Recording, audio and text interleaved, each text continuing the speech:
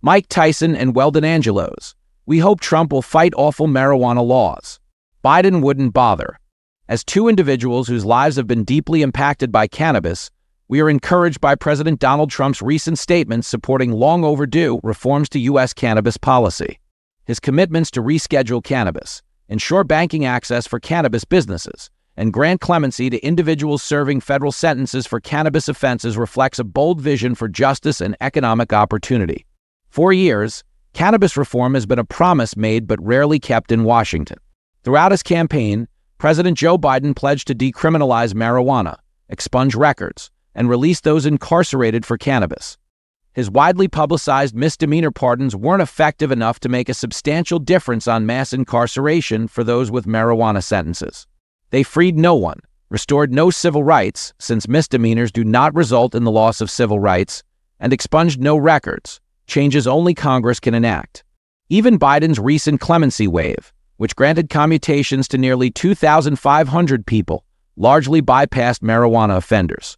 A handful of cases made it through, but only because they overlapped with reforms from the First Step Act, which addressed sentencing enhancements for drug offenses. This failure to prioritize marijuana clemency is bewildering.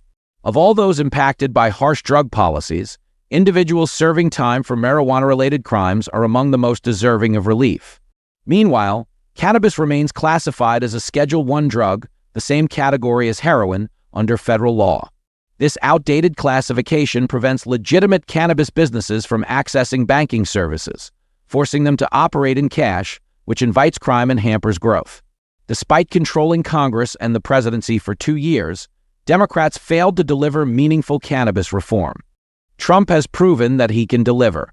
One of us, Weldon Angelos, worked with his administration on the First Step Act and clemency initiatives, culminating in a full presidential pardon by Trump in 2020 after serving 13 years of a draconian 55-year sentence for marijuana.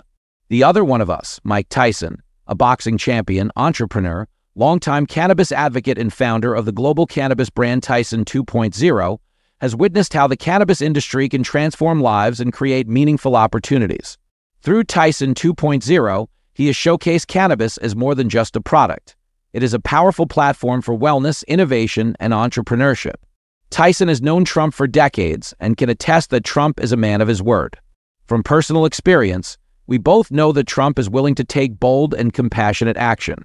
His recent support for cannabis rescheduling, banking reform, and clemency underscores his understanding of what's at stake, for the economy, for justice, and for the thousands of families torn apart by outdated cannabis laws. His support for cannabis reform is about more than justice. It's about opportunity. The cannabis industry is a multi-billion-dollar market, employing hundreds of thousands of Americans and generating significant tax revenue. Yet federal prohibition continues to hinder its potential. At the same time, thousands of individuals remain incarcerated for cannabis-related offenses, often serving disproportionately long sentences for actions that are now legal in much of the country. These sentences have devastated families and communities. Rescheduling cannabis and granting clemency to those imprisoned for it are essential steps toward correcting these injustices. We agree with Trump that it's time to pass common-sense laws, including safe banking, and that it's hard to have people in jail for something that is now legal in many cases. The Democrats had their chance to act and failed. Biden's inability to fulfill his promises is a betrayal to the countless Americans who believed in his message of justice and reform. Now it's time for Trump to pick up the mantle and do what Biden and the Democrats could not. Rescheduling cannabis, supporting banking for the industry, and granting clemency to Americans incarcerated for marijuana are not partisan issues. They're American issues. They represent fairness, opportunity, and a long-overdue commitment to equality under the law. We believe Trump has the vision, the courage, and the determination to finally make this a reality. The time for meaningful change is now, and we are optimistic that President Donald Trump will be the leader to get it done. Weldon Angelos is a music producer, president of the Weldon Project, and a criminal justice reform advocate who received a full presidential pardon from President Donald Trump after serving over 12 years of a federal sentence for marijuana offenses.